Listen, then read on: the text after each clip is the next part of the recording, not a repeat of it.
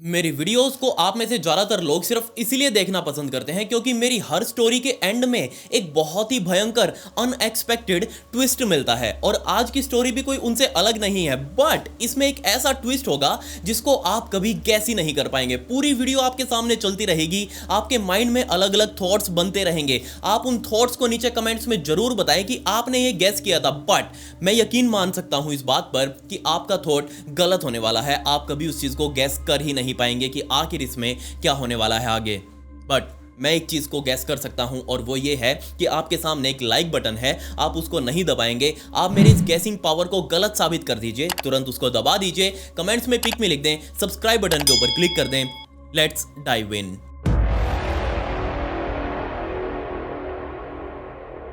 हम सभी को पता है कि साल 1930 में इटली और आसपास के देशों में एक ऐसा भूकंप आया था जिससे वहां रहने वाले लोग बहुत बहुत ज़्यादा प्रभावित हुए थे। और ऐसा ही एक परिवार था, राफेल पंसार्डी और उसकी पत्नी लियोनार्डो चांचुली और उनके 4 बच्चे। इन 6 लोगों के परिवार का घर उस भूकंप में टूट गया, जिस वजह से रोड पर आ चुके थे। अब इन्होंने बाकी बचा कुचा सारा सामान अपना समेटा, उस झोले को अपने कंधे पर टांग कर ये सीधा नॉर्दर्न इटली में बने हुए कोरेजियो शहर के अंदर शिफ्ट हो गए। अब वो शहर भी कोई ज़्यादा बड़ा नहीं, बिल्कुल छोटा सा शहर, लेकिन वो भूकंप से काफी हद तक बचा हुआ था। अब जैसे ये लोग वहां पर शिफ्ट हुए, इनको पता है कि इनके पास रहने खाने के लिए कुछ भी नहीं है, ना ही कोई वहां पर घर है, ना ही वहां के लोग उनको जानते हैं। बट इनको एक उम्मीद थी कि वहां रहने वाले लोग उनकी मदद करेंगे इस शहर के अंदर सेटल होने में। और जैसी इनको उम्मीद थी, हुआ भी बिल्कुल ऐसा ही। जैसे ये परिवार कोरेजियो शहर के अंदर शिफ्ट हुआ, यहाँ रहने वाले लोगों ने इनका बहुत अच्छे से वेलकम किया, इनको रहने के लिए जगह दी, खाने के लिए खाना दिया, इनके परिवार को अपना परिवार माना, इनकी बहुत मदद करी। शिफ्ट होने के एक हफ्ते बाद ही पड़ोसियों ने मिलकर राफेल को तो नौकरी भी तक दिलवा दी, और साथ ही उसकी पत्नी लियोनार्डो, उससे भी पूछा कि तुम्हारा क्या इंटरेस्ट है, घर में रहते हुए भी तुम कुछ काम कर सकती हो। और तब लियोनार्डो ने बताया कि उसे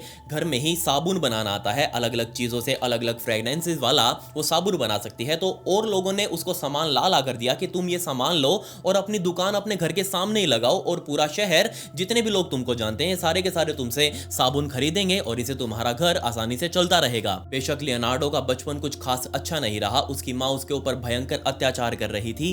क्योंकि जैसे ही लियोनार्डो अपनी माँ के यहाँ पर पैदा हुई, उसी टाइम पर उसकी माँ का परिवार जो था, उसने लियोनार्डो की माँ को अपने परिवार से अलग कर दिया। उसका परिवार उस टाइम पर बहुत अमीर था, उनका अच्छा खासा बिजनेस चल रहा था। लेकिन जैसे ही लियोनार्डो पैदा हुई, लियोनार्डो की माँ के साथ लियोनार्डो को भी अपनी संपत्ति से बेदखल कर दिया। और जैसे ही ये बेदखली हुई, उसी टाइम पर लियोनार्डो की माँ ने लियोनार्डो को पीटना शुरू कर दिया, क्योंकि उसकी माँ सिर्फ लियोनार्डो को ही जिम्मेदार मान रही थी कि हाँ, तुम्हारी वजह से मुझे मेरे परिवार ने निकाल दिया, तुम पैदा हुई, मेरे पास गरीबी आई, अब मेरे पास कोई रहने खाने के लिए जगह नहीं है, मैं तुम्हें भी कैसे पालूंगी। और इसी की वजह से अपना गुस्सा निकालने के लिए लियोनार्डो की माँ लियोनार्डो के ऊपर हाथ साफ करने लगी, और ऐसे हाथ साफ करती कि लियोनार्डो का बचपन अब उसे सारी उम्र याद रहने वाला था। बट लियोनार्डो जैसे ही 21 साल की हुई, तब उसे अपनी जिंदगी में पहली बार कोई प्यार का एहसास हुआ। असल में जैसे उसने राफेल को देखा, दोनों को पहली बार एक दूसरे को देखते ही आपस में प्यार हो चुका था। और इस प्यार को अंजाम देने के लिए आगे लियोनार्डो ने राफेल को अपनी माँ से मिलवाया और कहा कि माँ, मैं इसी से शादी करने वाली हूँ, राफेल ही मेरी जिंदगी का अब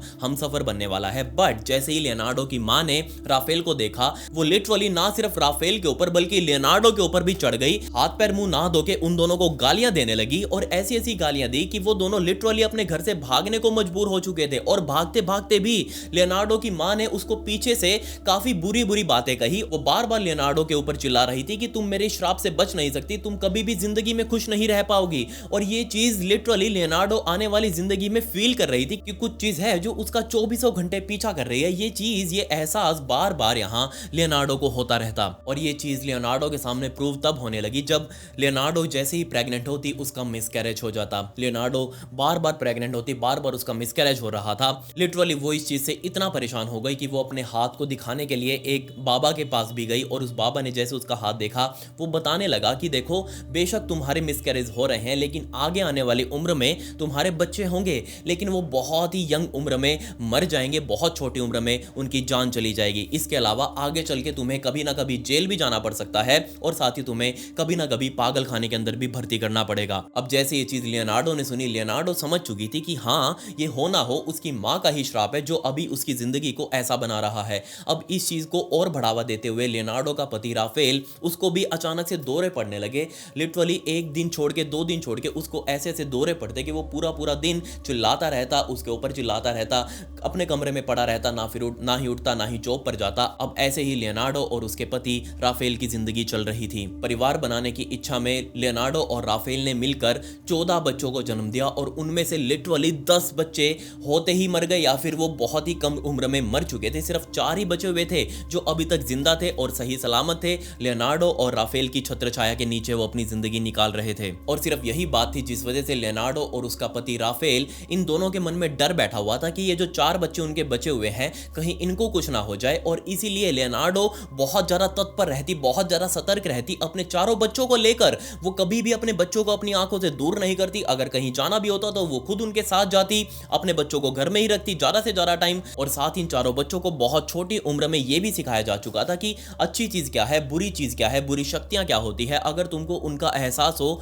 तो उससे किस तरीके से डील करना है, क्योंकि राफेल और लियोनार्डो के मन में अभी भी ये डर बैठा हुआ था कि उन चारों बच्चों की मौत कभी भी हो सकती है। खैर, इस नए शहर करेजिया में रहते हुए ये परिवार पूरी तरीके से स्टेबल हो चुका था। लियोनार्डो के पास अपनी अच्छी दुकान चल रही थी उसकी, साबुन वाली, और साथ ही उसका पति राफेल, उसकी अच्छी नौकरी चल रही थी। चारों बच्चे उसके अच्छे स्कूल में जाने लगे और वो धीरे धीरे बड़े हो रहे थे। साथ ही यहाँ पर लियोनार्डो की आसपास में बहुत अच्छी जान पहचान बन चुकी थी। उसके बराबर वाली नेबर, उसकी पड़ोसी यानी कि वर्जीनिया नाम की लड़की, ये बहुत अच्छी दोस्त बन चुकी थी लियोनार्डो की। और इस वर्जीनिया ने ही लियोनार्डो को बहुत तरीके के कुकीज बनाने भी सिखाए, बिस्किट बनाने भी सिखाए। और उन बिस्किट को बनाना सीखकर ना सिर्फ अब लियोनार्डो साबुन बेच रही थी बल्कि अपने ही ब्रांड के बिस्किट्स भी उसने बेचना शुरू कर दिया। और ये पूरे शहर वालों को बहुत अच्छे से पसंद भी आ रहे थे। अपनी अच्छी जिंदगी चलते हुए लियोनार्डो के माइंड में ख्याल आया कि इस पूरे शहर वाले लोगों ने उसके लिए इतना कुछ किया है, उसके परिवार के लिए इतना कुछ किया है, उनको रहने के लिए जगह दी, खाने के लिए खाना दिया, अच्छा काम धंधा दिया, उसके पति को नौकरी दी,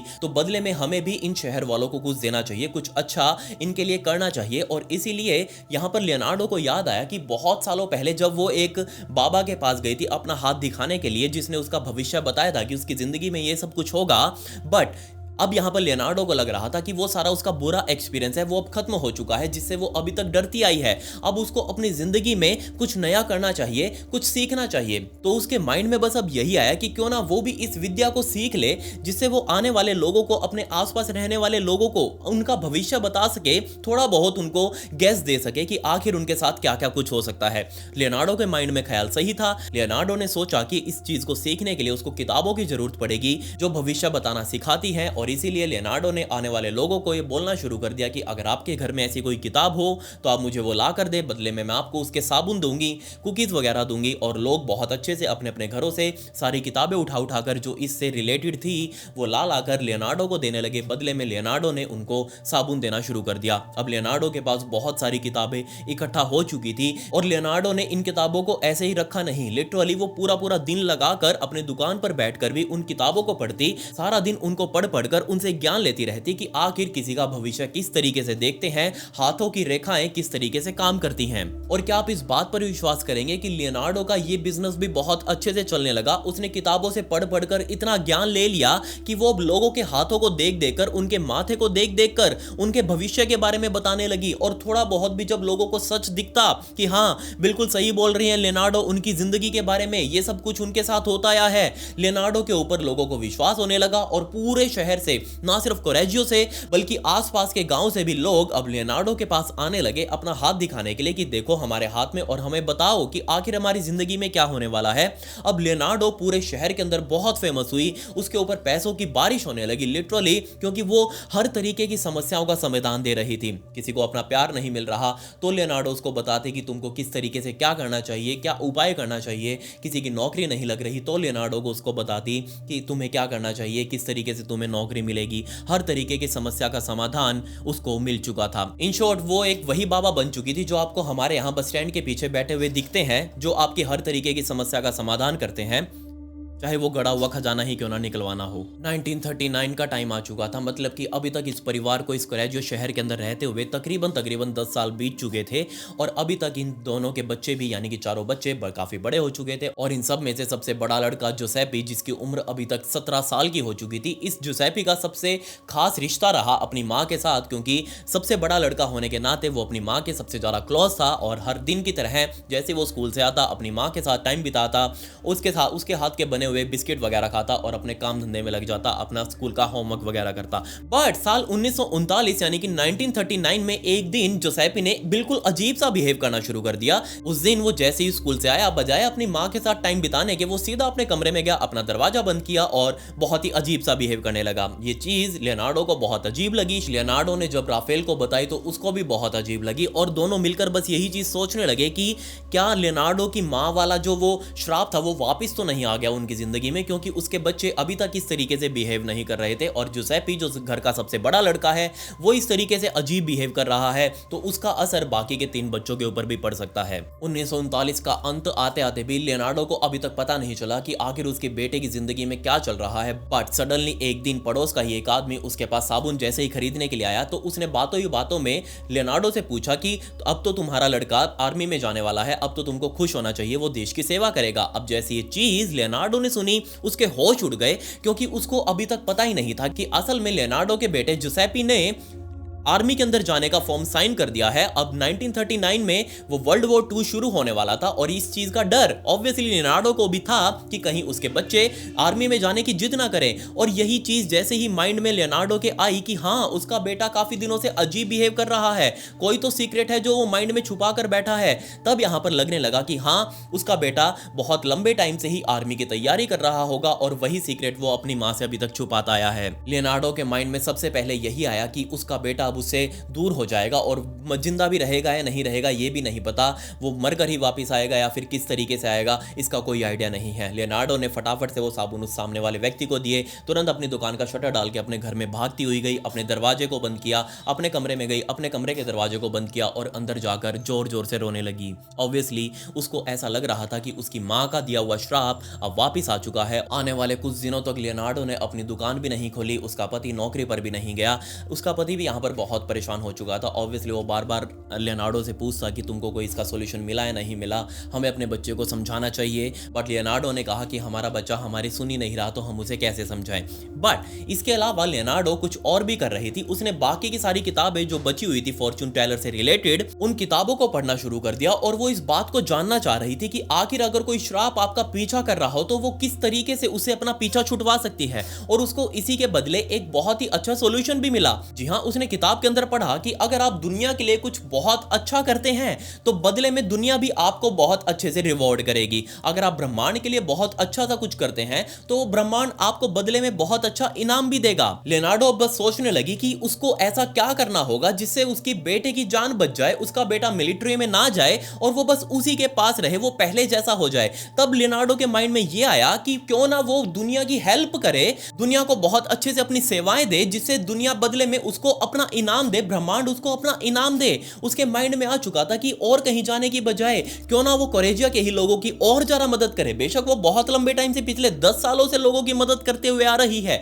उनको बहुत अच्छा सामान घर का बना कर दे रही है, लेकिन फिर भी वो कुछ खास और लोगों की मदद करे जिससे बदले में उसको इनाम मिले और उसके बेटे की जान बच जाए। और तब लियोनार्डो ने घर से बाहर निकलकर कोरेजिया के अंदर ही रहते हुए लोगों को ढूंढना शुरू कर दिया जिनको मदद की बहुत ज्यादा जरूरत थी। और इन्हीं लोगों में सबसे पहले लियोनार्डो को फॉस्टीना नाम की महिला मिली जिसकी तकरीबन 70 साल की उम्र हो चुकी थी। और इस 70 साल की उम्र में भी फॉस्टीना ये उम्मीद लगाकर बैठी हुई थी कि जल्दी से जल्दी उसकी शादी हो। और इसी उम्मीद में फॉस्टीना बहुत परेशान रहने लगी क्योंकि उसको कोई दूल्हा नहीं मिल रहा था शादी करने के लिए। तब यहाँ पर लियोनार्डो सामने आई, वो फॉस्टीना से जाकर मिली कि फॉस्टीना तुम बिल्कुल भी टेंशन मत करो, मैं तुम्हारी शादी करवाऊंगी और किसी भी हाल में करवा के रहूंगी। लियोनार्डो ने फॉस्टीना को बताया कि उसी का एक दोस्त है जो कि नॉर्थ की एक शहर में रहता है, उसकी उम्र तकरीबन 75 साल के आसपास की हो चुकी है और वो भी बहुत लंबे टाइम से अपनी जिंदगी में एक लाइफ पार्टनर ढूंढ रहा है और तुम भी अपने लिए लाइफ पार्टनर ढूंढ रही हो, तो क्यों ना तुम दोनों आपस में शादी कर लो। जैसे ये चीज फॉस्टीना ने सुनी, फॉस्टीना के कान खड़े हो गए कि हाँ भाई मुझे तो शादी करनी है, जल्दी से जल्दी करनी है, कोई भी हो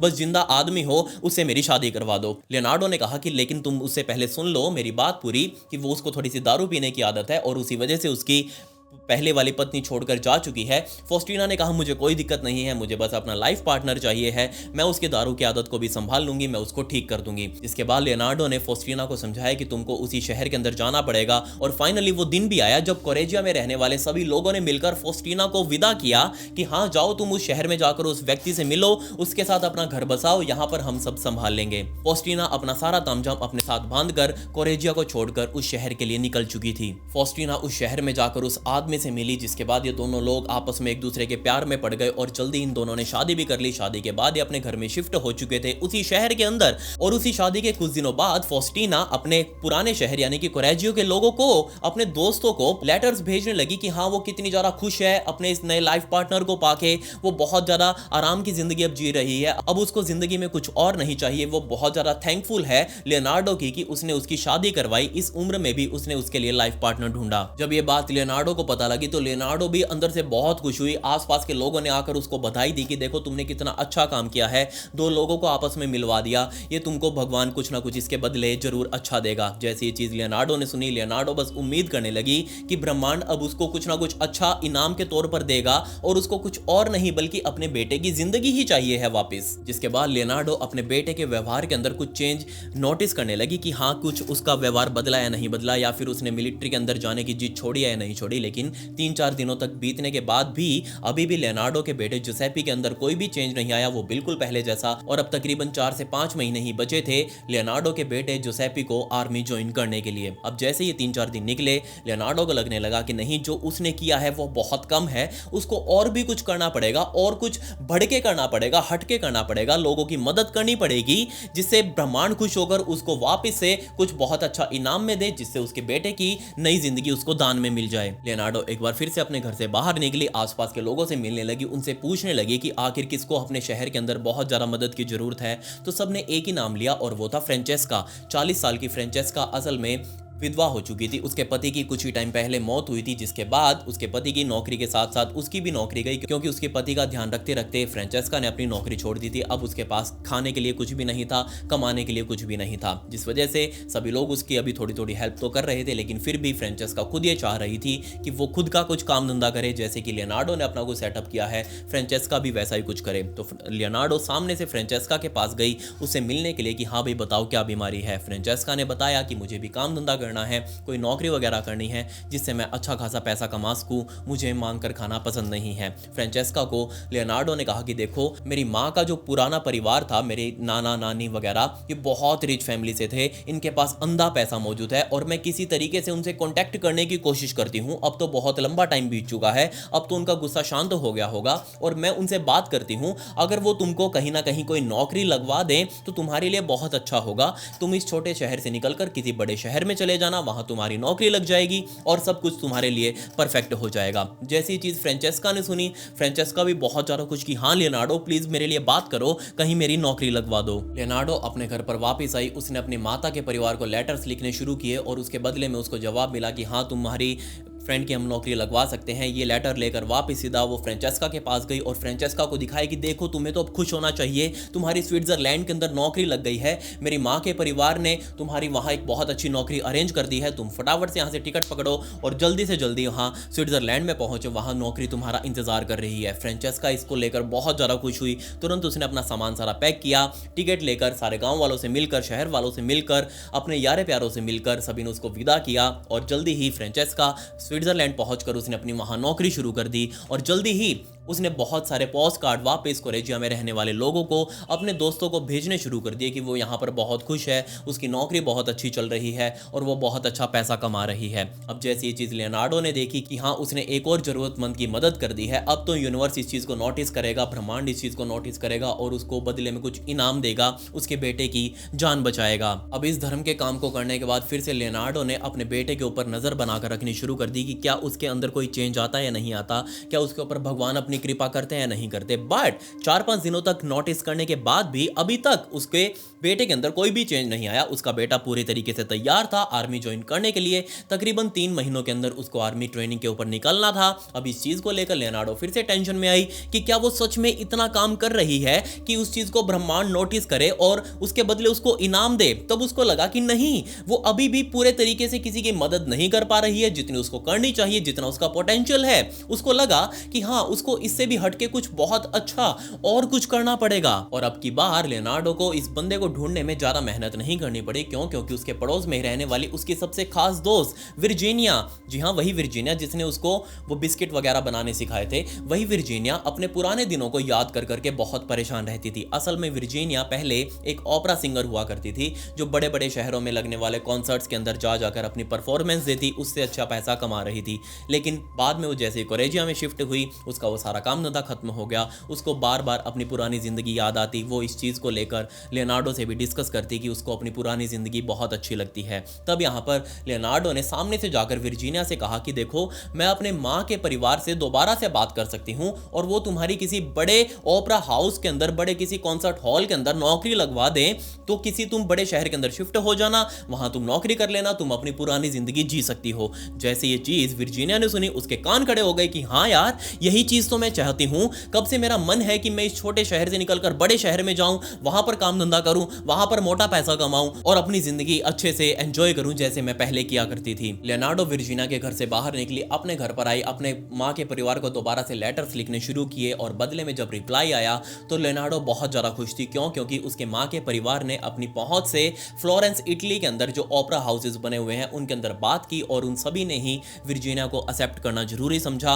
इस लेटर को लेकर तुरंत ही लियोनार्डो अपने घर से बाहर निकलकर सीधा विर्जीनिया के घर पर गई। वो लेटर्स विर्जीनिया को दिखाई कि देखो, तुम्हारी फ्लोरेंस इटली के अंदर बहुत अच्छी नौकरी लग चुकी है, अब जब मर्जी चाहो तुम इस शहर से निकलकर वहां जाकर अपनी नौकरी ज्वाइन कर सकती हो। विर्जीनिया ने जल्दी अपनी पैकिंग करनी शुरू करी, सारे के सारे लोगों से मिली जो भी उसको जानते थे शहर के अंदर, और सबसे एंड में जाते जाते वो लियोनार्डो से मिली, उसको हक किया। दोनों ने लास्ट टाइम वाइन वगैरह पी और उस वाइन को पीने के बाद सारा सामान अपना लेकर विर्जीनिया लियोनार्डो के घर से बाहर निकली, सीधा बस स्टॉप पर गई। वहां से उसने बस पकड़कर सीधा फ्लोरेंस इटली पहुंची और वहां जाकर नौकरी करनी शुरू करी।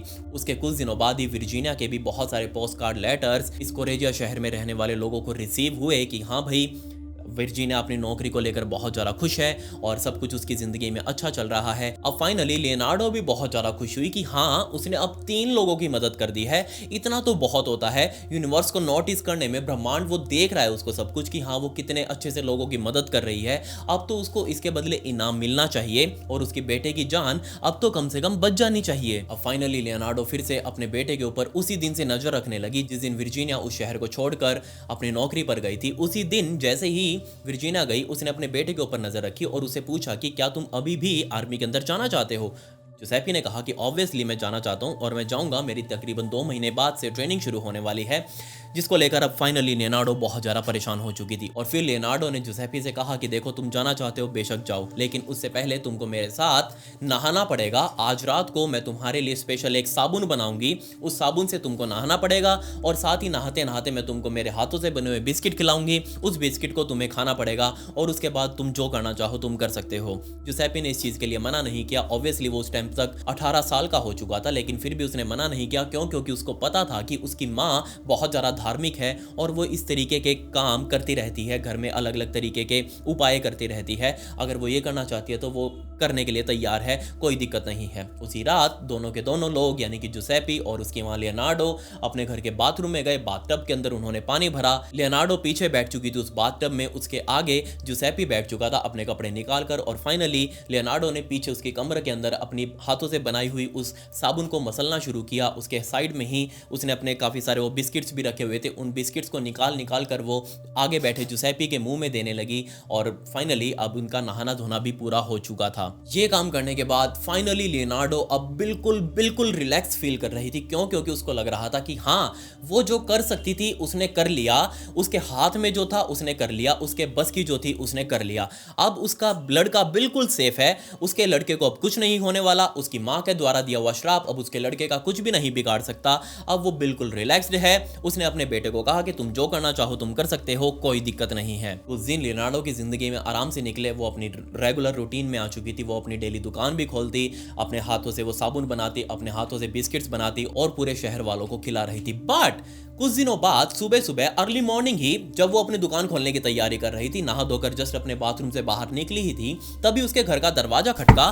घर के सारे लोग तो घर में मौजूद ही थे, बट सामने सब कौन उसे मिलने आया। तो इस चीज को माइंड में रखते हुए लियोनार्डो सीधा अपने घर के मेन दरवाजे पर गई। उसने दरवाजा खोला और सामने 4 पुलिस वाले खड़े थे। अब पुलिस वालों को देखकर लियोनार्डो बहुत ज्यादा हैरान हुई और पूछने लगी कि हाँ जी जनाब, क्या हुआ, आप यहाँ पर कैसे। तो सामने खड़े हुए पुलिस वालों ने कहा कि देखो लियोनार्डो, हमें पता है कि तुम बहुत अच्छे नेक काम करती हो पूरे शहर के लिए, बट जो तीनों महिलाएं तुमने भेजी हैं अलग अलग जगहों पर नौकरियां करने के लिए, उनको दोबारा से सेटल करने के लिए, उन तीनों के परिवार वालों ने उन तीनों ही महिलाओं की मिसिंग रिपोर्ट हमारे पुलिस स्टेशन के अंदर दर्ज करवाई है। अब ये चीज जैसे लियोनार्डो ने सुनी, उसके रोंगटे खड़े हो गए। उसको समझ नहीं आया कि जो वो चीज सुन रही है वो सच भी है नहीं। क्यों? क्योंकि उसने तो मदद करने के लिए तीनों महिलाओं को अलग अलग जगहों पर भेजा था, एक की शादी करवाई, 2 की नौकरियां लगवाई। ये चीज माइंड में रखकर उसने पुलिस वालों से बात की कि जनाब ऐसा हो ही नहीं सकता, तीनों एकदम खुश हैं अपनी अपनी जगहों पर, उनके द्वारा भेजे हुए लेटर्स, उनके पोस्ट कार्ड्स मेरे पास हैं, पूरे शहर वालों के पास है, जो भी लोग उनको जानते हैं, आप उनसे जाकर पूछ लीजिए, वो एकदम खुश है। आप लोग यहीं पर रुको, मैं वो पोस्ट कार्ड्स आपको लाकर दिखाती हूं। लियोनार्डो तुरंत ही अपने घर के अंदर भाग कर गई, उन पोस्ट कार्ड्स को ढूंढने लगी जो इन तीनों महिलाओं की तरफ से आए थे। उन तीनों महिलाओं के पोस्ट कार्ड्स को लेकर वो तुरंत ही पुलिस वालों के पास आई, उनको दिखाया। पुलिस वालों को लगा कि हाँ भाई ये तो सच बोल रही है और अलग अलग जगहों से, अलग अलग शहरों से इनको भेजा गया है, जिसके ऊपर स्टैंप भी मौजूद है। ऑब्वियसली ये कोई गलत तो हो नहीं सकते। पुलिस वालों को भी विश्वास हुआ कि हाँ लियोनार्डो के अंदर कोई भी दिक्कत नहीं है, वो सही काम कर रही है। उन्होंने जस्ट कहा कि ठीक है मैडम, हम इन सभी मिसिंग कंप्लेंट्स को नेग्लेक्ट कर देते हैं और बता देते हैं कि पोस्ट कार्ड्स आ रहे हैं, तुम उनसे जाकर बात कर सकते हो। पुलिस वालों ने लियोनार्डो से कहा कि अगर उनको जरूरत पड़ी तो वो तुम्हारे पास दोबारा से दर्शन देंगे। आने वाले कुछ दिनों तक लियोनार्डो भी बहुत ज्यादा परेशान रही इन तीनों महिलाओं को लेकर कि आखिर वो तीनों कहां गई और जहां गई भी है वहां सुरक्षित है नहीं। बेशक उसके पास वो पोस्ट कार्ड लेटर्स तो आ रहे हैं, लेकिन फिर भी जहां भी हो बस सेफ हो। कुछ हफ्तों बाद एक बार फिर से पुलिस वालों की टीम लियोनार्डो के घर पर आई और अब की बार उन्होंने दरवाजा नहीं खटखटाया, सीधा वो दरवाजा तोड़ते हुए घर के अंदर घुसे और सीधा जोसेपी वाले कमरे में गए। असल में पिछले कुछ दिनों से पुलिस वाले इस केस की तह तक जाने की कोशिश कर रहे थे और उनको पता लगा कि जो लेटर्स भेजे जा रहे हैं ये लेटर्स कहीं और से नहीं बल्कि कोरेशियो के बराबर में मौजूद एक और छोटा सा शहर, उसी शहर के पोस्ट ऑफिस से यहां भेजे जा रहे हैं और इनको भेजने वाला कोई और नहीं बल्कि एक ही बंदा है।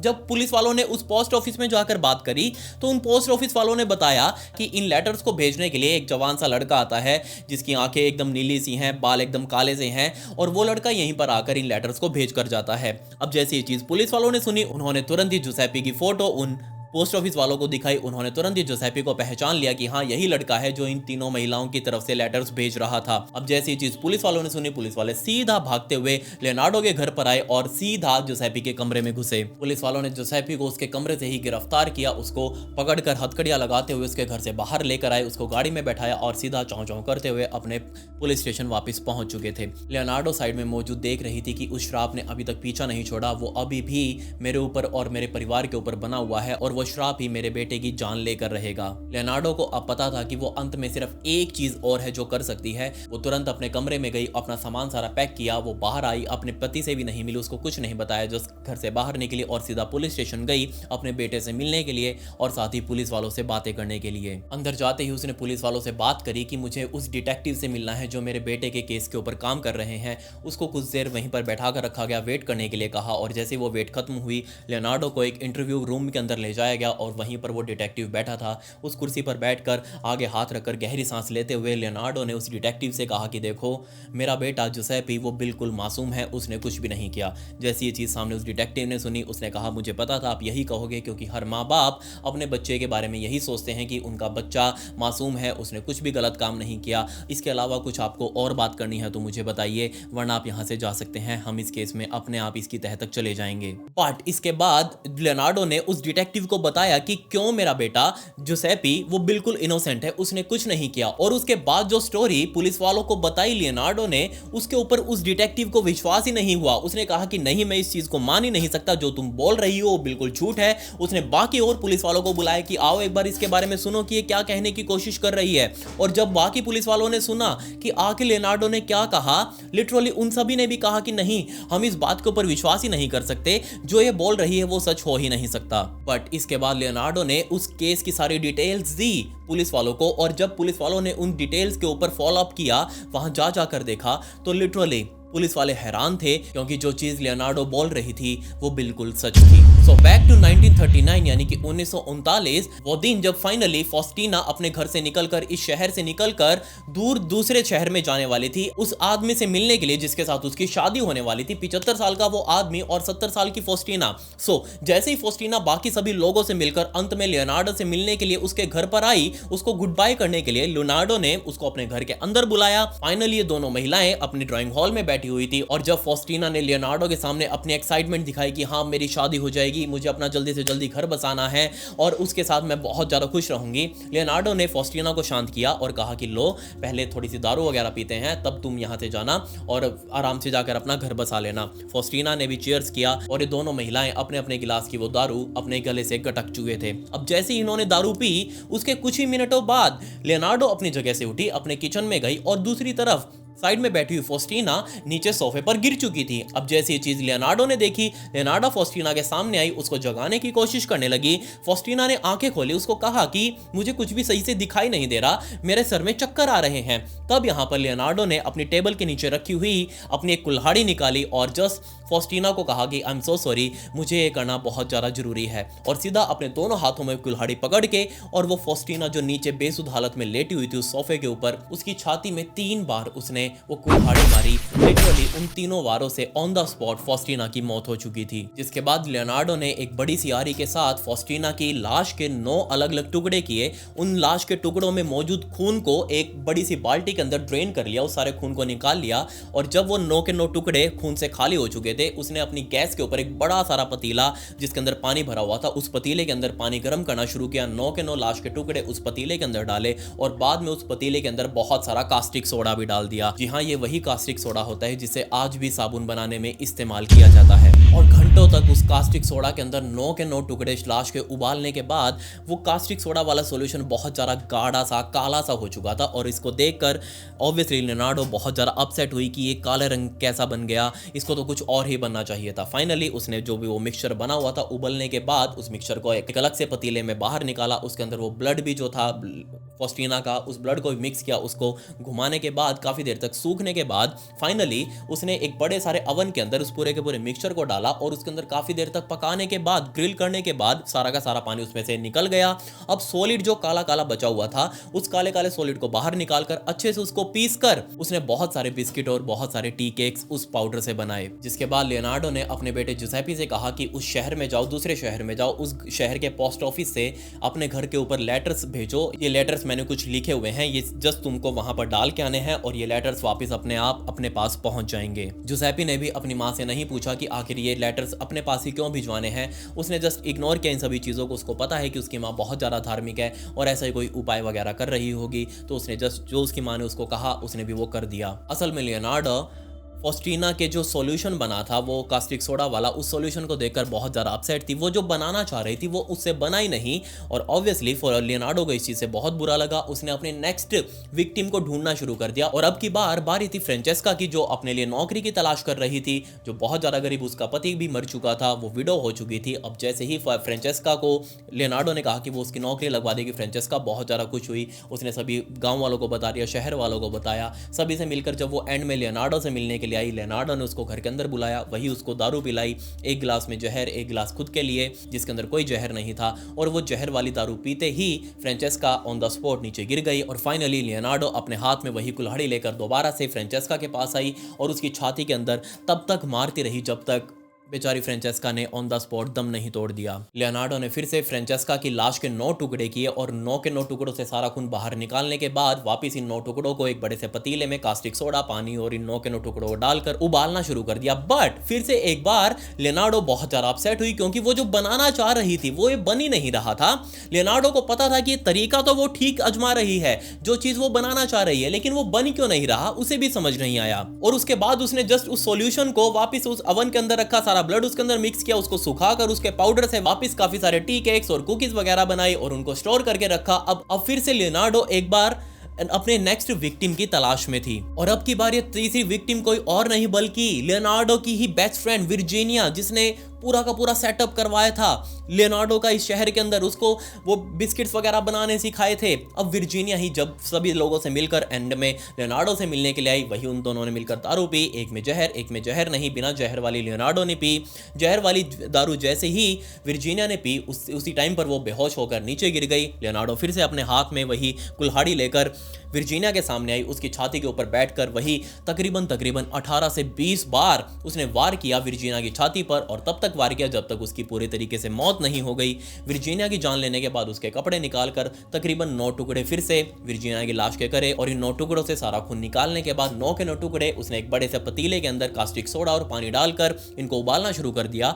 लिटरली लियोनार्डो बहुत ज़्यादा खुश हुई, क्योंकि जो वो सॉल्यूशन बनाना चाह रही थी ये बहुत अच्छे से बना था। ये कास्टिक सोडा, ये 9 लाश के टुकड़े बहुत अच्छे से मिक्स हुए, जो कि अब लियोनार्डो के लिए आगे बहुत इजी होने वाला था। उस सॉल्यूशन को देखने के बाद लियोनार्डो वापस भागकर अपने स्टोर रूम में गई, वहां से काफी सारे इत्र ऑयल निकाले, जो आपको पता होगा कि परफ्यूम्स के ऑयल होते हैं जिनको मिलाकर फ्रेग्रेंस की जाती है। उन इत्र ऑयल को लेकर भागते हुए वापस अपने किचन में आई, उसी पतीले का ढक्कन वापस हटाया और उस पतीले के अंदर बहुत सारे तेल, अलग अलग फ्रेग्रेंस के तेल उसके अंदर डाले और वापस उस ढक्कन को ढककर उसका उबालना शुरू कर दिया। और बाद में जो सॉल्यूशन बना उससे एक बहुत ही स्मूथ और बहुत ही शानदार एक साबुन तैयार करी, और बाकी जो उस तामझाम उसमें बचा हुआ था उस तामझाम से उसने बहुत सारे टी केक्स और बहुत सारे बिस्किट्स तैयार किए। आपको याद होगा कि जिस दिन वर्जीनिया गई थी उसी दिन लियोनार्डो ने अपने ही बेटे जुसेपी को कहा था कि तुम्हें मेरे साथ नहाना है, और लिटरली इस नहाने के कार्यक्रम के अंदर जुसेपी आगे बैठने वाला था, टब के अंदर पीछे उसकी माँ लियोनार्डो बैठने वाली थी, और लियोनार्डो अब जो रगड़ रही थी साबुन उसके ऊपर अपने ही बेटे की कमर पे, वो साबुन किसी और चीज से नहीं बल्कि लियोनार्डो की ही बेस्ट फ्रेंड वर्जीनिया की लाश से बनाई गई थी। और साथ ही में जो टी केक्स और बिस्किट्स वगैरह वो खा रहा था साइड में आगे बैठा हुआ जुसेपी, वो टी केक्स और बिस्किट वगैरह किसी और चीज़ से नहीं बल्कि लियोनार्डो की ही बेस्ट फ्रेंड वर्जीनिया के मांस से बनाए गए थे। और ये सारा तामझाम करने के बाद लियोनार्डो अब बहुत ज़्यादा खुश थी। असल में लियोनार्डो ने जो किताबें पढ़ी थी उन किताबों के हिसाब से लियोनार्डो को ये लगने लगा था कि अगर उसको अपने बेटे की जान बचानी है तो उसको एक जान उस यूनिवर्स को देनी पड़ेगी, बदले में तभी वो यूनिवर्स एक जान उसके बेटे के शरीर में डालेगा जिससे उसका बेटा सेफ रहेगा। लेकिन वो जान किस तरीके से ले उसका भी तो तरीका उसे खोजना था, और वो तरीका उसने वापस किताबों में पढ़ा कि हाँ इस तरीके से दे सकते हो, लेकिन उसको कोई भी तरीका पसंद नहीं आया। जिसके बाद उसने फाइनली सोचा कि क्यों ना वो वही काम करे जो करती आई है, साबुन बनाने का और बिस्किट्स बनाने का। और फाइनली उसने पहले विक्टिम की भी साबुन और बिस्किट बनाने का सोचा, लेकिन वो सही से नहीं बने, वो सॉल्यूशन सही नहीं बना। दूसरे विक्टिम का भी जब उसने बनाने का सोचा वो सही से नहीं बना, सही से उसका सॉल्यूशन ही तैयार नहीं हुआ। बट तीसरे विक्टिम का यानी कि वर्जीनिया का सॉल्यूशन एकदम सही रेडी हुआ, उसके साबुन और बिस्किट बनाए गए। साबुन से अपने बेटे जुसेपी को नहलाया और बिस्किट उसके मुंह में खिलाए, जिससे अब फाइनली लियोनार्डो को लग रहा था कि उसका बेटा बिल्कुल सेफ है, उसका बेटा अगर आर्मी में भी जाएगा तो उसकी मौत नहीं होगी। उसने किताब में तो बस यही पढ़ा था कि उसको एक जान लेनी है, लेकिन एक्स्ट्रा प्रोटेक्शन के लिए इस लियोनार्डो को लग रहा था कि अगर वो अपने बेटे को इस साबुन से नहलाए तो उसके चारों तरफ एक एक्स्ट्रा प्रोटेक्शन का बबल बन जाएगा, एक लेयर बन जाएगी जो उसको बुरी शक्तियों से बचाएगा, जो उसको एविल स्पिरिट से संभाल कर रखेगा। ये सारी चीज़ें जब उसने पुलिस वालों को बताई तो पुलिस वालों ने एक एक चीज़ वेरीफाई करी और उनको हर चीज़ का सबूत भी मिला, जिसके बाद इन्हीं सबूत के बिहाफ पर लियोनार्डो को कोर्ट के अंदर पेश किया गया। और जज ने जब ये सारी चीज़ें सुनी वो लियोनार्डो की तरफ चौंक कर देखता रहा कि आखिर ये औरत है या क्या है, ये चीज़ उसको अभी तक समझ नहीं आई। खैर जज ने लियोनार्डो को 30 सालों की गैर जमानती सज़ा और उस 30 सालों की सज़ा के बाद 3 साल तक पागल खाने में भी रहने के लिए कहा। फाइनली वो चीज़ भी सच हुई जो उस फॉर्चून टेलर ने यानी कि वो उस हाथ देखने वाले भविष्यकर्ता ने बताई थी, एस्ट्रोलॉजर ने बताई थी कि तुम जेल भी जाओगे, तुम पागल खाने भी जाओगी। वो सारी चीज़ें सच साबित हुई। बट 1970 यानी कि 1970 का टाइम आते आते जब लियोनार्डो की उम्र तकरीबन 76 साल की थी, लियोनार्डो की मौत हो गई, वो इस दुनिया से जा चुकी थी। ये कांड जैसे ही कोरेजियो शहर के अंदर सामने आया तो इस लियोनार्डो का पूरा परिवार, राफेल ने भी अपनी नौकरी छोड़ी, वो इस शहर से भाग चुका था। उसके 4 बच्चों में से 3 बच्चे छोटे वाले वो अपने नाम बदलकर यहाँ से कहीं और दूर भाग गए। इसके अलावा जुसेपी वो फाइनली आर्मी के अंदर गया, लेकिन उसने अपना नाम बदला और उसके बाद उसके साथ क्या हुआ वो आज तक कभी पता नहीं चला। वो जिंदा भी है या मर गया ये आज तक कोई नहीं जानता। खैर ये था एक बहुत ही भयंकर केस। क्या आपने इस केस की एंडिंग के बारे में ये चीज़ एक्सपेक्ट करी थी कि ऐसा कुछ हो सकता है? मेरे ख्याल से आपके माइंड में ये चीज़ कभी नहीं आई होगी। जो भी आपके थॉट्स इस वीडियो को देखते टाइम आपके माइंड में चल रहे थे, आप उसके बारे में नीचे कमेंट्स में जरूर लिखें। मुझे आपकी राय जाननी है। खैर, अगर आपको इस केस से रिलेटेड कुछ सवाल पूछने हो या फिर इस केस से रिलेटेड बैक स्टोरी, फुटेज और फोटोज वगैरह देखनी हो एक्चुअल क्राइम सीन की, तो आप मेरे ब्रॉडकास्ट चैनल को ज्वाइन कर लीजिएगा इंस्टाग्राम के ऊपर। ये मेरी इंस्टाग्राम आईडी का लिंक आपको डिस्क्रिप्शन में भी मिल जाएगा, आप मुझे वहां पर फॉलो जरूर कर लें। खैर, पिछली वीडियो का शाउट आउट सुमन को and comment pick me to get a shout out in next video. मिलते हैं अगली वीडियो में। ये वीडियो देखने के लिए धन्यवाद।